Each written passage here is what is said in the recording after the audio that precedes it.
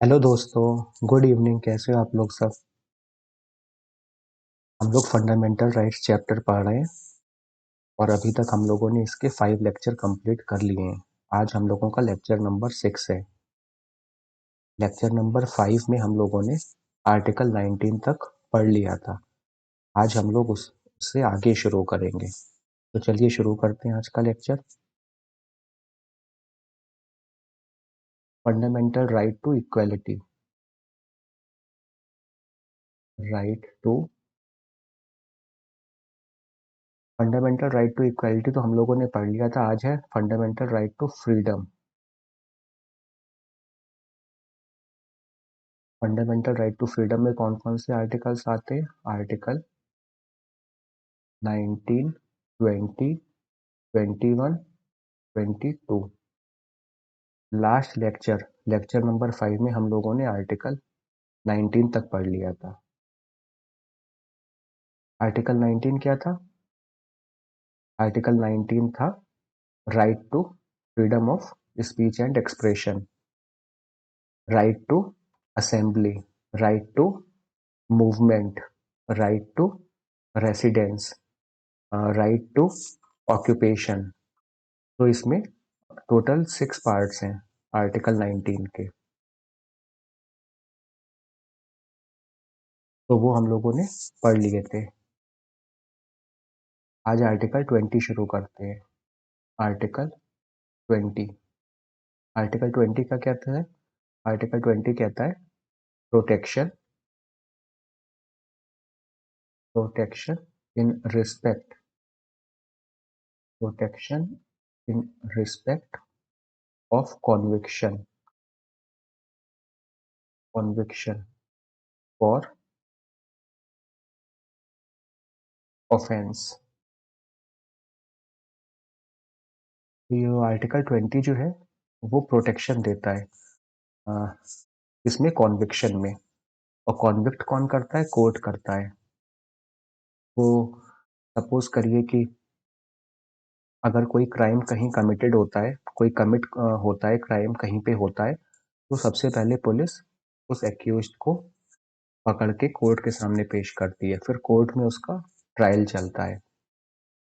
Trial में court ये decide करती है, जो भी साक्ष्य प्रस्तुत किए जाते हैं, जो भी एविडेंस उसके सामने कोर्ट के सामने रखे जाते हैं, उस बेसिस पे वो ये डिसाइड करती है कि ये जो पर्सन है ये ये गिल्टी है कि नहीं है, और उसको वो कॉन्विक्ट करती है।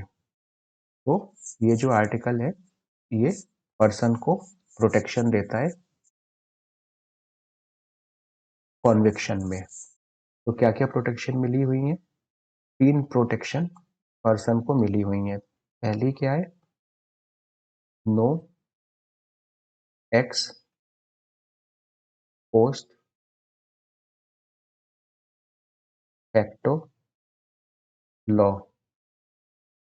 No ex post facto law, इसका मतलब ये हुआ कि जो पर्सन है उसने जिस मोमेंट पे क्राइम कमिट किया है, तो उस मोमेंट पे जो भी लॉ चल रहा होगा उसी के अकॉर्डिंग उसे पनिशमेंट मिलेगी।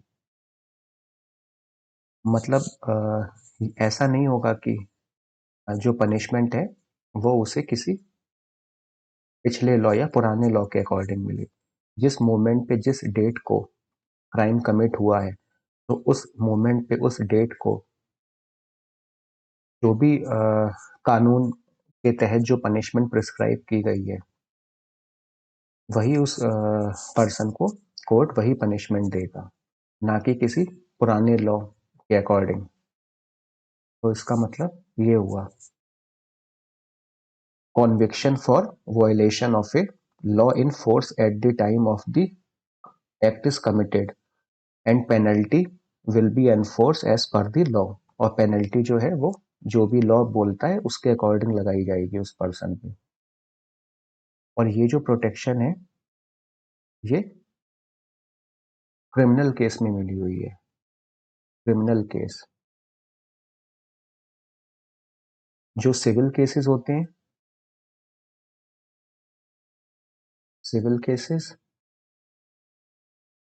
या फिर जो टैक्स के केसेस होते हैं, जैसे इनकम टैक्स नहीं दिया तो उसमें इनकम टैक्स वाले कार्रवाई करते हैं, या जो सिविल केस होते हैं, प्रॉपर्टी, डाउरी, मैरिज, इन सब से रिलेटेड, उसमें आपको ये प्रोटेक्शन अवेलेबल नहीं है। इन दो में ये प्रोटेक्शन अवेलेबल नहीं है, civil cases and tax cases में, बट क्रिमिनल केसेस में अवेलेबल है। सेकंड जो प्रोटेक्शन है वो ये है, no double jeopardy. No double jeopardy, इसका मतलब ये होता है कि जो पर्सन है जिसने क्राइम कमिट किया है, वो उसको जो पनिशमेंट है वो उस पर्टिकुलर क्राइम के लिए एक ही बार मिलेगी, उसे उस पर्टिकुलर क्राइम के लिए डबल पनिशमेंट नहीं मिलेगी। तो ये इसका मतलब है, no person shall be prosecuted punished for the same offence more than once. तो ये भी उसको पर्सन को एक प्रोटेक्शन मिली हुई है, उस पर्सन ने जिस डेट को जिस मोमेंट पे क्राइम कमिट किया है, तो उस पर्टिकुलर क्राइम के लिए उसे एक ही बार पनिश किया जाएगा, ना कि दो बार। तीसरी जो प्रोटेक्शन है वो है no self incrimination. No self incrimination, no self incrimination का मतलब होता है कि पर्सन को ये फोर्स नहीं किया जाएगा कि आप ही अपने अगेंस्ट विटनेस बन जाओ। तो नो सेल्फ इंक्रिमिनेशन का मीन्स ये होता है कि पर्सन से उसके साक्ष्य को लेके ब्लड सैंपल मांगे जा सकते हैं, ब्लड सैंपल, सिग्नेचर उसका मांगा जा सकता है, ब्लड सैंपल, सिग्नेचर, उसका थंब इम्प्रेशन, इम्प्रेशन। लेकिन उसको ये कंपेल या फोर्स नहीं किया जा सकता कि आप अपने अगेंस्ट ही अपनी गवाही दो, अपने अगेंस्ट ही अपने विटनेस बन जाओ। और तो इसमें ये चीज है, तो person shall not be compelled to be a witness against himself.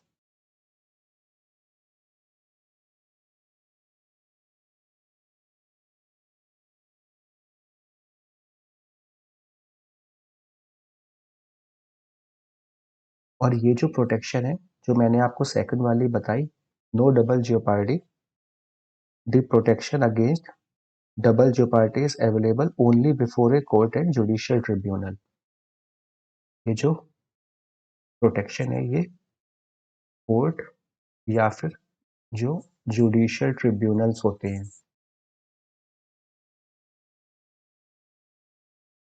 जैसे आपने देखा होगा जुडिशियल ट्रिब्यूनल्स कौन कौन से होते हैं, सेंट्रल एडमिनिस्ट्रेटिव ट्रिब्यूनल है, सेबी का भी ट्रिब्यूनल है, ऐसे ही आपने एनजीटी है, नेशनल ग्रीन ट्रिब्यूनल, और जो हम लोगों के रेगुलर कोर्ट्स होते हैं। तो ये प्रोटेक्शन आपको इन्हीं के अगेंस्ट मिली है, जो डिपार्टमेंटल इंक्वायरी होती है या फिर जो एडमिनिस्ट्रेटिव इंक्वायरी होती है, उनके अगेंस्ट ये प्रोटेक्शन डबल जियोपार्डी की नहीं मिली है। वो चाहे तो आपको डबल पनिशमेंट भी दे सकते हैं, बट कोर्ट और जुडिशियल ट्रिब्यूनल आपको एक पर्टिकुलर क्राइम के लिए, सिंगल क्राइम के लिए सिंगल पनिशमेंट ही देंगे, डबल पनिशमेंट नहीं देंगे।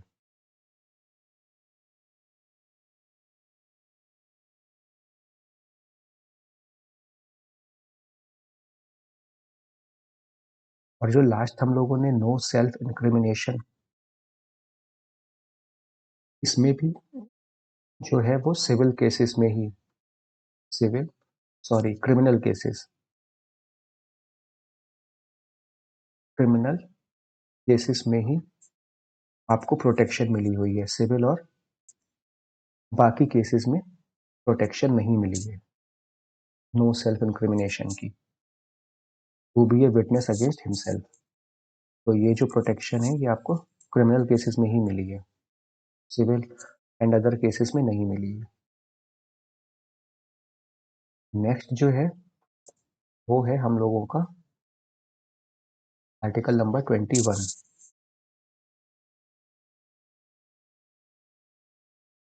आर्टिकल 21 ये है प्रोटेक्शन ऑफ लाइफ,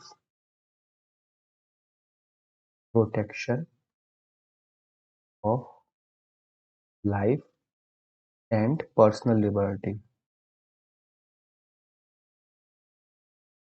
पर्सनल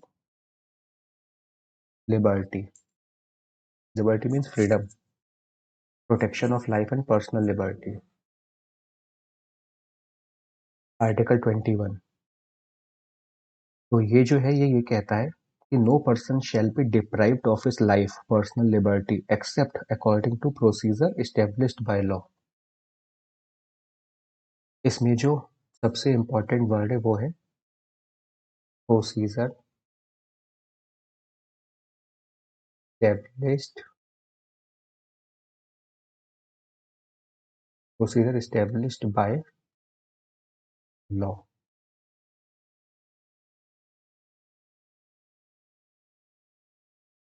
मैं आपको फिर से रिपीट कर देता हूँ। ये आर्टिकल कहता है no person shall be deprived of his life personal liberty except according to procedure established by law. तो इसका मतलब ये हुआ कि किसी भी पर्सन को उसकी लाइफ और पर्सनल लिबर्टी से डिप्राइव नहीं किया जा सकता, लेकिन अगर कोई लॉ जो प्रॉपर प्रोसीजर फॉलो करके बना हुआ है, जिस लॉ ने पार्लियामेंट ने अगर कोई लॉ बनाया है और वो प्रॉपर प्रोसीजर के साथ बनाए, तो उस बेसिस पे पर्सन को लाइफ और पर्सनल लिबर्टी से डिप्राइव किया जा सकता है।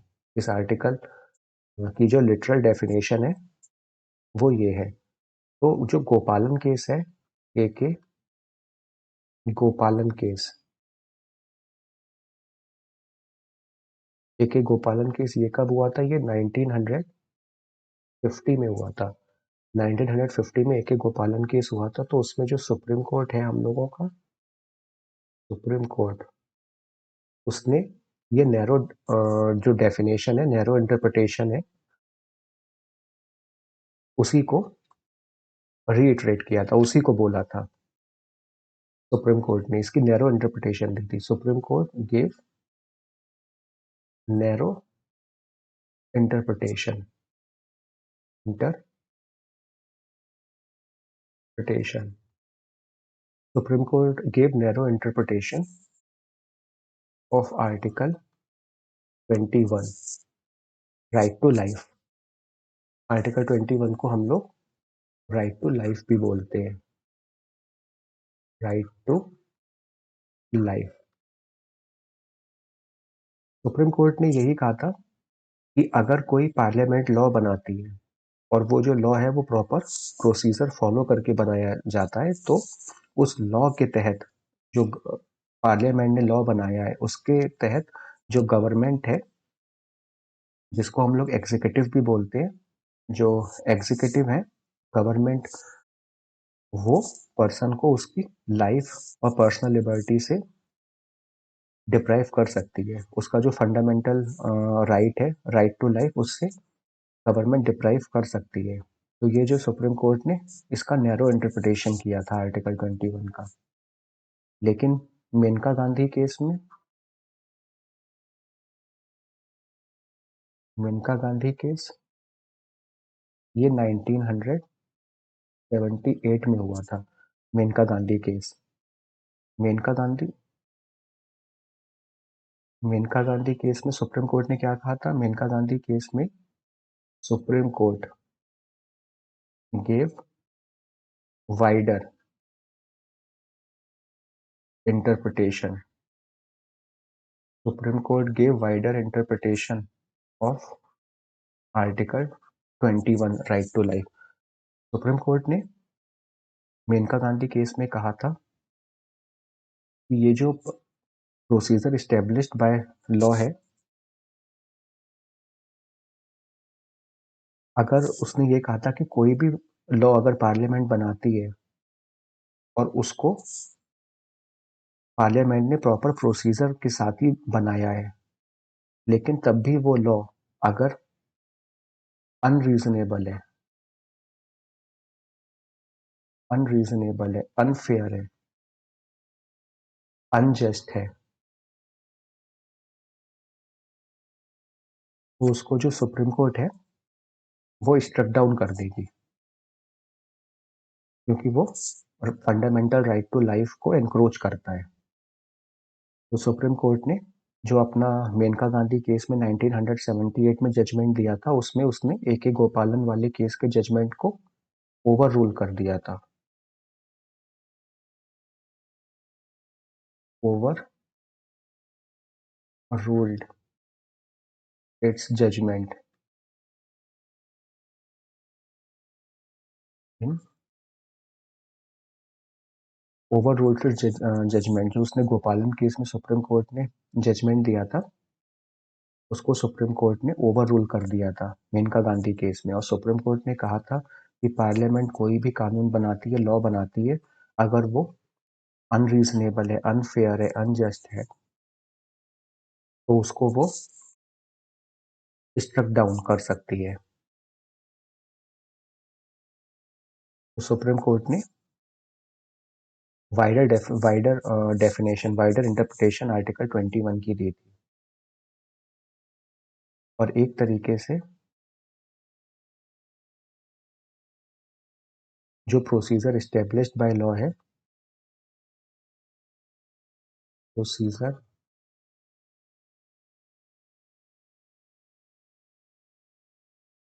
established by law,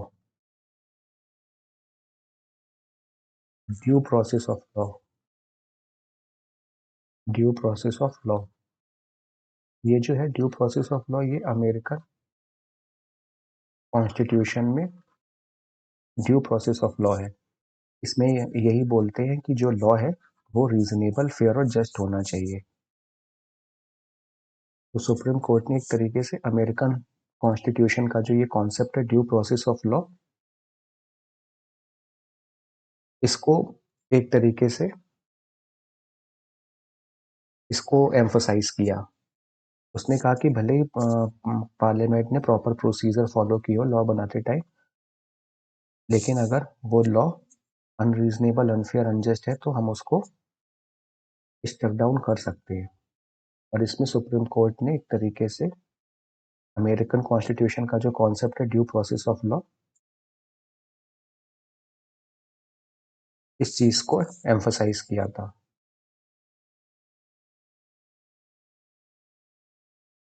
और सुप्रीम कोर्ट ने डिफरेंट अपने बाद में भी जजमेंट्स दिए। बाद के केसों में सुप्रीम कोर्ट ने डिफरेंट जजमेंट्स दिए। उसमें right to life, right to life and personal liberty, personal liberty, इसके अंडर अपने डिफरेंट जजमेंट्स में कई चीज़ों को मेंशन किया। सुप्रीम कोर्ट ने कहा कि राइट टू लाइफ का मतलब है कि right to life with dignity, right to life with dignity, मतलब कोई भी पर्सन है उसको एक डिग्निटी के साथ लाइफ जीने का पूरा हक है। हमारा कॉन्स्टिट्यूशन ये प्रोवाइड करता है कि कोई भी पर्सन अपनी लाइफ विद डिग्निटी के साथ जिएगा। ये नहीं कि एनिमल एक्सिस्टेंस के टाइप वो अपनी लाइफ जी रहा है, उसको बहुत ही ज़्यादा प्रताड़ित किया जा रहा है, उसको कोई रिस्पेक्ट नहीं दी जा रही है, उसको बहुत नीचा दिखाया जा रहा है।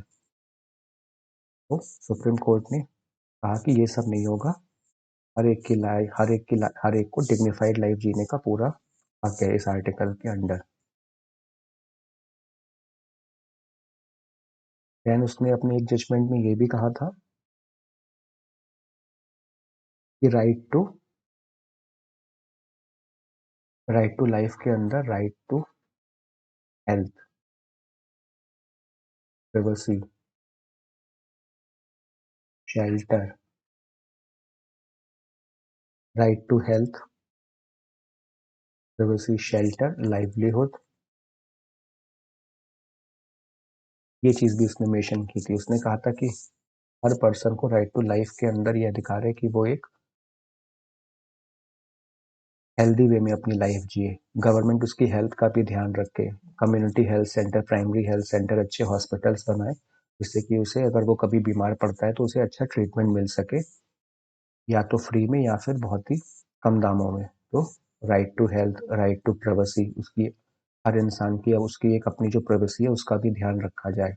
उसको गवर्नमेंट या तो सब्सिडाइज फॉर्म में घर अवेलेबल कराए या खुद से घर बना के उन पर्सन्स को दे। राइट टू लाइवलीहुड, जो पर्सन है उसको कि वो अर्न कर सके अपने जीवन यापन के लिए, अपने लाइवलीहुड के लिए वो अर्न कर सके, तो उसके भी अवसर प्रोवाइड करना। देन उसने ये भी कहा कि right to free legal aid and speedy trial. Right to free legal aid, right to free legal aid and speedy trial, कि पर्सन को, गवर्नमेंट को जो पर्सन है उसको फ्री लीगल एड अवेलेबल करानी चाहिए, उसको फ्री में लॉयर अवेलेबल कराना चाहिए, और उसका जो कोर्ट में ट्रायल है वो स्पीड के साथ कंप्लीट किया जाए। तो ये भी इसी आर्टिकल के अंदर उसने अपने एक जजमेंट में सुप्रीम कोर्ट में बोला है। देन उसने सस्टेनेबल डेवलपमेंट की भी बात की है सुप्रीम कोर्ट ने राइट टू लाइफ के अंदर, कि प्रेजेंट एंड फ्यूचर जनरेशन दोनों का ध्यान रख के डेवलपमेंट किया जाए, sustainable development. Then Supreme Court ने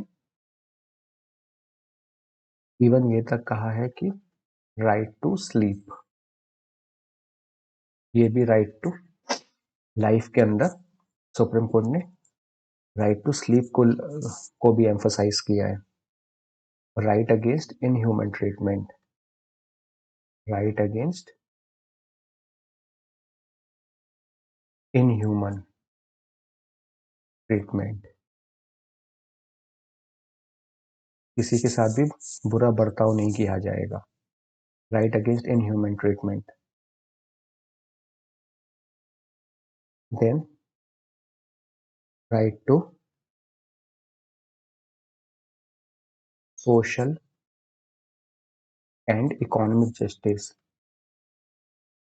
इकोनॉमिक जस्टिस। आप आगे directive principles of state policy पढ़ेंगे तो उसमें जो आर्टिकल्स हैं वो इसी चीज़ को एम्फोसाइज करते हैं, सोशल एंड इकोनॉमिक जस्टिस के बारे में बात करते हैं। तो सुप्रीम कोर्ट ने आर्टिकल 21 फंडामेंटल राइट्स में इस को भी एम्फोसाइज किया है कि जो भी सोशल फैब्रिक को हम लोग हमें मेंटेन करना चाहिए। कोई रिलीजन, रेस, कास्ट, सेक्स, इसके बेसिस पे कोई भी डिस्क्रिमिनेशन नहीं करना चाहिए, और जो इनइक्वालिटीज़ हैं, इकोनॉमिक इनइक्वालिटीज़, उनको कम से कम करना चाहिए। तो राइट टू लाइफ में सुप्रीम कोर्ट ने इसको भी एम्फोसाइज किया है।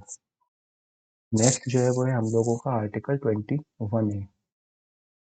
आर्टिकल 21 है, ये है राइट टू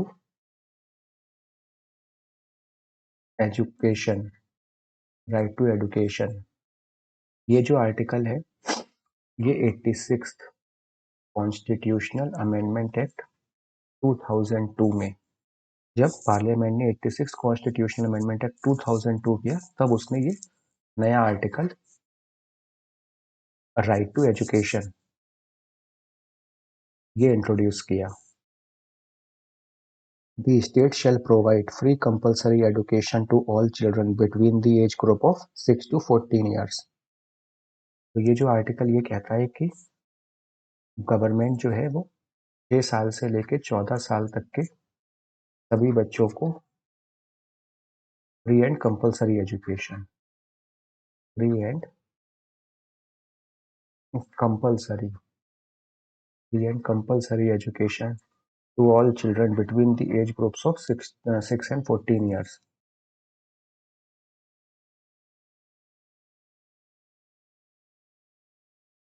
गवर्नमेंट प्रोवाइड करेगी free and compulsory education, pre primary, elementary education, pre primary elementary education.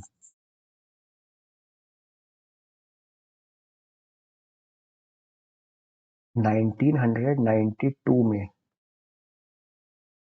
जो मैंने अभी आपको ये बोला कि आर्टिकल 21A के तहत जो गवर्नमेंट है वो free and compulsory education provide करेगी टिल प्राइमरी एलिमेंट्री लेवल तक। और कौन से एज ग्रुप के बच्चों को? 6 से 14 साल तक के बच्चों को।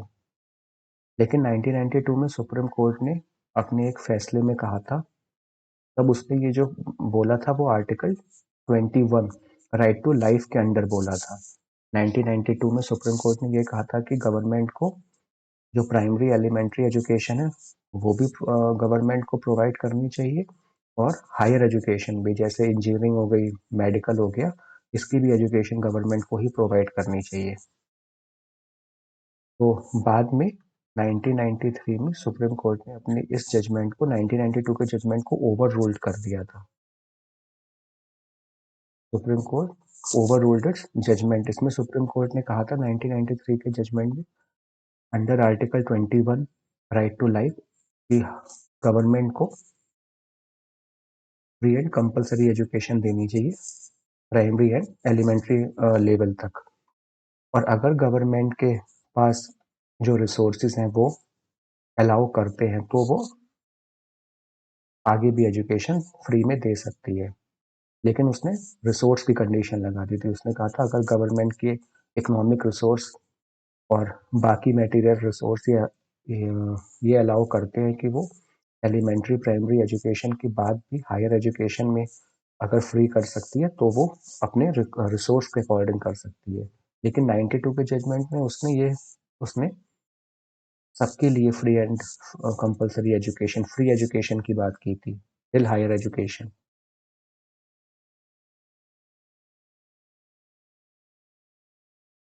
देन 86 कॉन्स्टिट्यूशनल अमेंडमेंट के तहत आर्टिकल 21A इंट्रोड्यूस किया गया, right to education. Right to education के लिए एक अलग से ही आर्टिकल इंट्रोड्यूस किया गया, और इसमें free and compulsory education till primary elementary level तक की बात की गई है। और इस आर्टिकल, ये जो अमेंडमेंट है, इसने दो चीज़ों को, इसने एक तो तीन चीज़ें इंट्रोड्यूस करी। पहली चीज़ तो 86 कॉन्स्टिट्यूशनल अमेंडमेंट एक्ट ने आर्टिकल 21A इंट्रोड्यूस किया फंडामेंटल राइट्स में, जिसमें राइट टू एजुकेशन की बात की गई है। फिर इसने जो आर्टिकल 45 है directive principles of state policy का, उसको भी जो उसमें पहले लिखा था उसके सब्जेक्ट मैटर को चेंज कर दिया। आर्टिकल 45 में directive principle of state policy में ये लिखा था,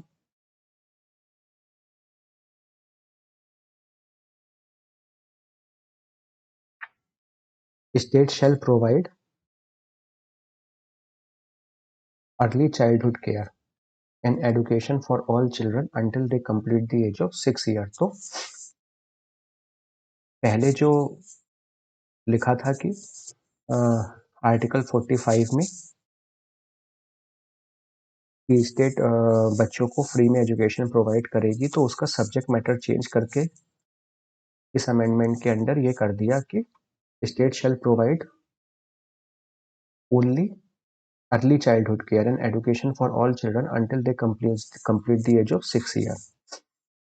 जैसे हम लोगों के प्रोग्राम चलते हैं, integrated child development scheme, anganwadi केंद्र, जिसमें जो भी 6 साल तक के बच्चे हैं उनको एजुकेशन और हेल्थ का ध्यान रखा जाता है, तो वो इसी अमेंडमेंट एक्ट के थ्रू सब्जेक्ट मैटर को चेंज करके ये बात कही गई है। एंड देन इसने एक आर्टिकल 51A में जो फंडामेंटल ड्यूटीज है, हम लोगों की फंडामेंटल ड्यूटीज, उसमें भी एक ड्यूटी ये जोड़ दी कि it shall be the duty of every citizen of India to provide opportunities for education to his child between the age 6-14 years.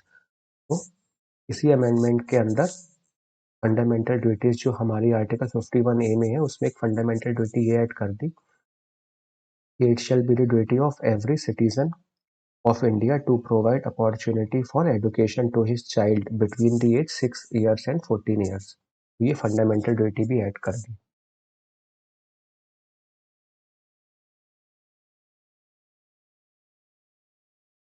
और 2009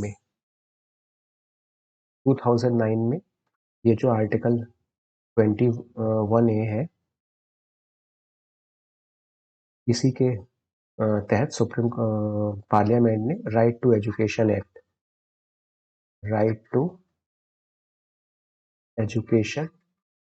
एक्ट, जिसे हम लोग RTE एक्ट भी कहते हैं, RTE right to education act 2009, इसी आर्टिकल के अंदर इस एक्ट को पारित कर दिया।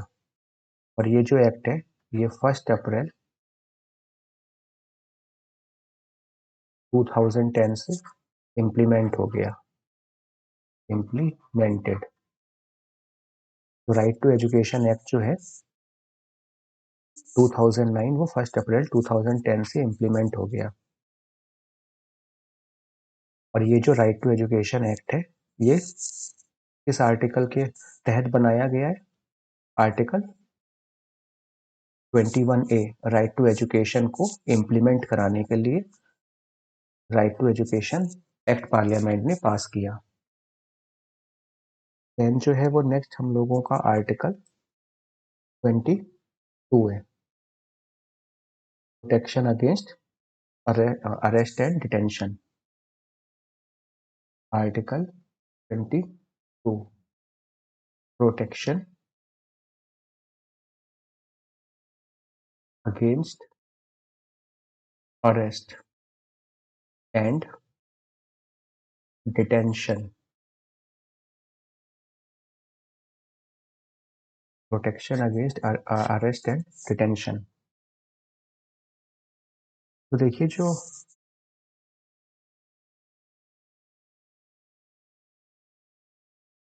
आर्टिकल 22 है इसके 2 पार्ट्स है। The first part deal with cases of ordinary law and the second part deal with the cases of preventive detention law. इसके देखिए 2 पार्ट है। पहला पार्ट तो है ये जो अरेस्ट है किसी पर्सन का, कोई पर्सन क्राइम कमिट करता है तो उसे पुलिस अरेस्ट करती है, और किसके तहत अरेस्ट करती है कि उस क्राइम के को करके उसने कोई कानून को तोड़ा है, तो वो उसका फर्स्ट पार्ट है। Arrest, arrest under ordinary, arrest under ordinary law. और जो सेकंड पार्ट है वो है डिटेंशन,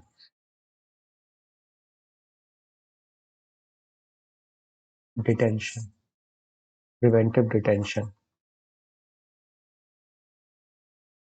तो जब अगर कोई क्राइम कमिट करता है और पुलिस उस पर्सन को अरेस्ट करती है तो उसमें उसको पर्सन को क्यों अरेस्ट किया गया है पुलिस को उसे ये बताना होता है। देन पुलिस को 24 आवर्स के अंदर मजिस्ट्रेट के सामने उस पर्सन को पेश करना होता है, और अगर मजिस्ट्रेट उस पर्सन को फर्दर अरेस्ट करने की बात करते हैं तो पुलिस उसे फर्दर अरेस्ट करेगी, फर्दर डिटेन करेगी, और अगर मजिस्ट्रेट उसे फ्री कर देंगे तो वो पर्सन 24 घंटे के बाद फ्री भी हो जाएगा। तो ये first part confers the following rights on a person. तो सबसे पहले तो उसे इन्फॉर्म करना होगा कि उसे किस लिए अरेस्ट किया गया है। देन उसे 24 आवर्स के अंदर मजिस्ट्रेट के सामने पेश करना होगा, और वो पर्सन अपने लॉयर के थ्रू अपने आप को डिफेंड भी कर सकता है। उसको उस पर्सन को पूरा फ्रीडम दी जाएगी कि वो किसी लॉयर से कंसल्ट कर सके अपने को डिफेंड करने के लिए, और उसे 24 आवर्स के अंदर मजिस्ट्रेट के सामने पेश होना होगा। और मजिस्ट्रेट अगर उसे फर्दर डिटेंशन की बात नहीं करता है तो उसे अ, छोड़ दिया जाएगा, तो उसे छोड़ना पड़ेगा।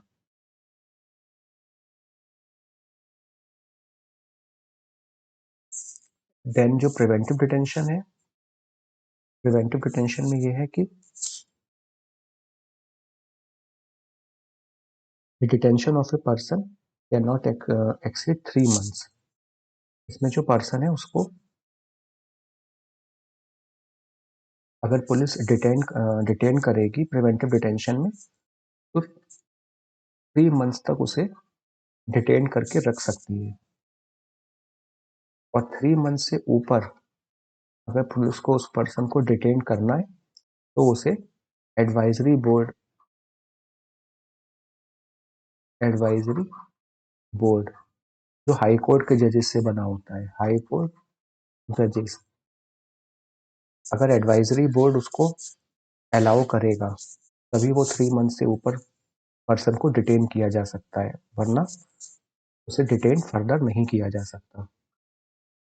The detention of a person cannot exceed 3 months unless an advisory board reports sufficient cause for extension.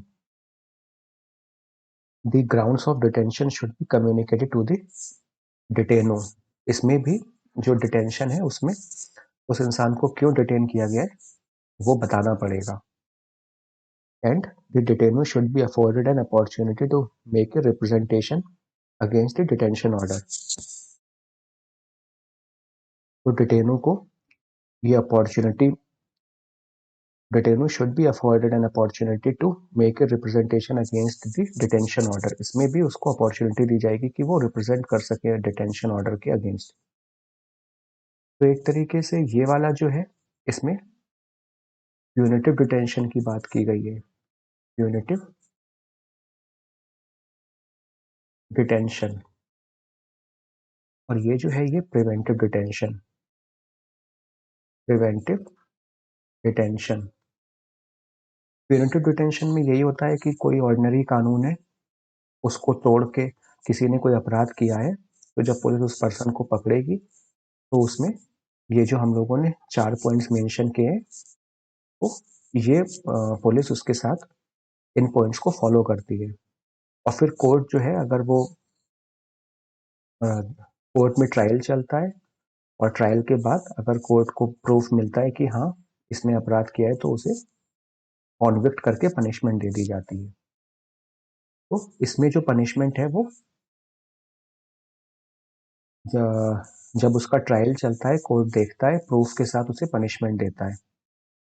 और इसमें जो प्रिवेंटिव डिटेंशन है, प्रिवेंटिव डिटेंशन में किसी को शक के आधार पर कि कहीं ये आगे कहीं कोई क्राइम कर ना दे, तो उसके आधार पर पुलिस किसी पर्सन को डिटेन कर सकती है। इसमें पुलिस पर्सन को डिटेन तब करती है जब वो क्राइम कोई कमिट हो चुका होता है, लेकिन इसमें जो पुलिस प्रिवेंटिव डिटेंशन में पर्सन को तब डिटेन करती है, अरेस्ट करती है जब वो क्राइम आगे फ्यूचर में कर सकता है। तो सस्पिशन के बेस पे क्राइम को रोकने के लिए पुलिस किसी पर्सन को उसे लगता है कि ये पर्सन कोई प्लान बना रहा है या आके क्राइम कर सकता है, और पुलिस को पूरा अपने इंटेलिजेंस जो वो गैदर करती है उसको उसके तहत पुलिस को लगता है ये पर्सन आगे कोई फ्यूचर में क्राइम कर सकता है, तो पुलिस उस पर्सन को अरेस्ट कर सकती है। लेकिन जो अरेस्ट है वो 3 मंथ तक पुलिस उसे अरेस्ट कर सकती है। 3 मंथ के बाद एडवाइजरी बोर्ड जो होता है वो अगर अलाउ करे तभी उसे अरेस्ट किया जा सकता है, उसके ज़्यादा। और एडवाइजरी बोर्ड हाई कोर्ट जजेस से बना होता है। तो ये चीज़ है।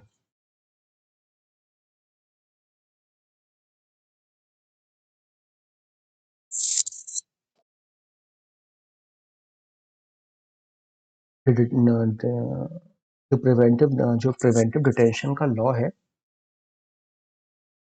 ये पार्लियामेंट भी बना सकती है,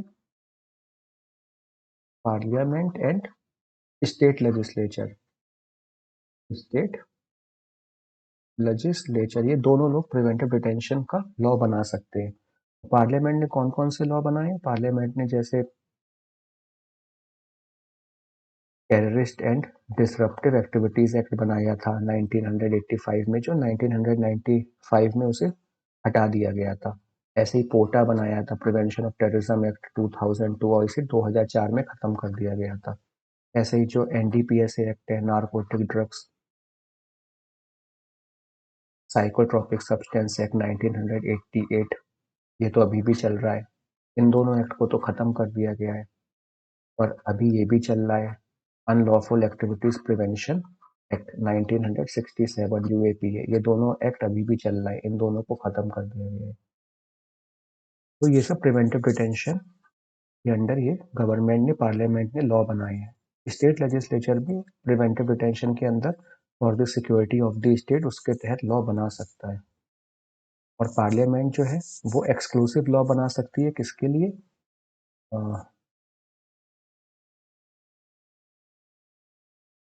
फॉरेन डिफेंस के अंदर, defence of country, India as a whole.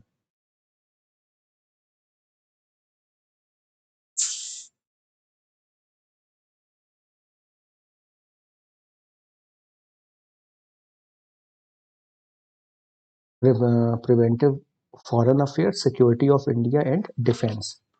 Defence, security of India and foreign affairs, इसके अंडर पार्लियामेंट एक्सक्लूसिव लॉ बना सकती है।